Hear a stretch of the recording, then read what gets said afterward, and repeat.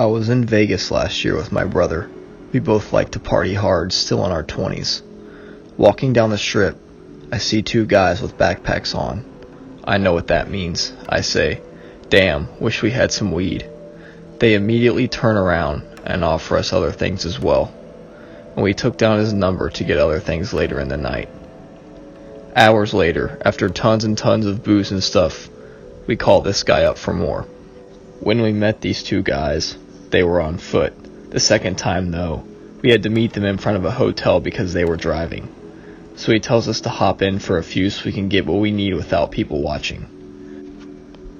Now at this point, my brother and I are intoxicated and on various other drugs, and we don't realize what's happening until it starts to get dark. We had only been driving for 10 minutes, but we were obviously off the strip, away from the lights, people, anything. This guy was driving all over the road, with the music blasting, so it was a bit distracting as well. My brother finally asks them where we were going. They say we're heading to a liquor store real quick, then they'll drop us back off. But it seems like we're in the middle of nowhere. Finally, realizing the situation we're in, we open the doors while we're stopped at a light and run to the only thing we see, a gas station. We flag down a cab that drove by a few minutes later, which he says is illegal, but we were obviously in need of help. After we told him what happened, he calmly tells us, "There is no liquor store over here." It was the worst and best feeling ever. We narrowly escaped God knows what, and staying silent for the rest of the night.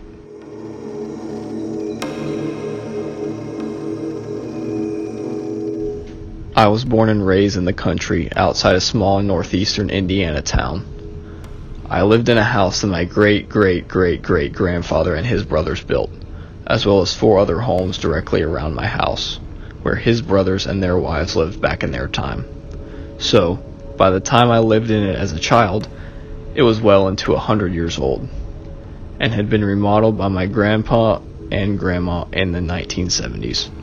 So before we lived there, my maternal grandparents lived there. My grandpa was diagnosed with idiopathic cystic fibrosis of the lungs way back in the early 1980s.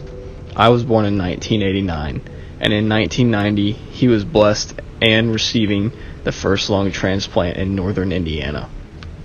At a very young age, I have 2 distinct memories of him being home, with oxygen tubes in his nose and pulling his oxygen tank around the house to sit in his favorite rocker/recliner. He passed away in 1991 from rejection. So, to the creepy part. Back in 2006, I was pregnant with my first child and near my due date. It was during the day and I was really uncomfortable and my hips/lower back was hurting. So I decided to drive to mom's and dad's and take a nap in their waterbed thinking that the heat may help. So I get there and mom and I sat in the kitchen to talk for a few minutes. During a lull in conversation, I distinctly hear a squeaking noise. I kind of nonchalantly looked around to see where the noise could be coming from. I don't see anything, but I glance back at mom and see that she's looking around too. Right as I'm about to ask her if she hears that, I see from the corner of my eye a figure walk past the entryway to the kitchen, walking into the living room. Since I was already looking at mom, I could see she definitely saw something as well, as her eyes got that deer in the headlights look and her face went pale. She looked at me and put her finger over her closed mouth like a shh sound. We both stood up quietly and walked to the living room entryway and looked into the living room. In the living room, the rocker recliner mom had was rocking back and forth like someone was sitting in it rocking. I looked back at mom with a, "Are you seeing this?" expression, just in time to see her hands fly up to her open mouth.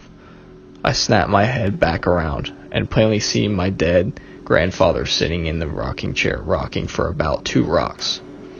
I quickly glanced back at mom to make sure she's seeing this and looked back and he was gone. The chair was completely still.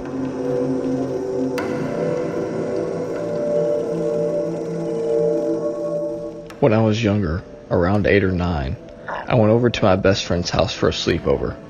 Her parents had just recently gone through a messy divorce, and her mom reached out to mine and thought it was a good idea she had some friends to spend the night with, since she was apparently experiencing frequent night terrors. We'll refer to her as Elle. So there was about 6 of us, and we were all in Elle's attic spending the night. After all the junk food, gossip, we decided to sleep since it was around 3 a.m. Right before deciding to sleep, Elle mentioned the reason why her parents were getting a divorce is because her dad cheated on her mom with the mom's hairdresser, and the mom kicked him out and changed all the locks. She said she was scared of him showing up because of how loud he would always yell. I felt so sorry for her having to go through that. We all tried to make her feel better and safe, but then decided it was time to sleep. I'm usually the last one to fall asleep, so as I was drifting off, I feel someone nudging my shoulder, asking me if I'm okay, and I said, "Yeah, I'm fine, why?" And the person says, "Wake up, don't sleep yet, I can't sleep." So I opened my eyes to see Elle standing above me with her eyes closed. I told her she already looked like she's asleep, and to go back to bed because I was too sleepy. She nudged my shoulder again, and then started crying loudly, then walked away to her side of the attic and went back in her bed. I looked around thinking everyone would wake up for sure, but no one did.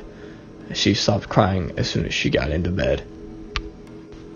I stayed there frozen for so long, thinking she would wake up again or do something different. Then I got worried, so I walked over to her side and happened to look outside the window, see a man standing by a tree in their front yard, just standing in all black and looked like he was waiting. I never made it to her side to check on her. I sprinted back to where I was and just sat there. Needless to say, I never slept that night, and to this day, I'm still confused as to why no one else woke up when she cried, and why she made it to my side without making any noise, seeing as the floor creaked a lot anytime someone moved. She had no idea what I was talking about when I asked her in the morning. Her mom denied everything. I felt like I was going crazy until my mom explained her night terrors to me. She freaked when I told her about the man waiting outside. We assumed it was Elle's dad, but who knows.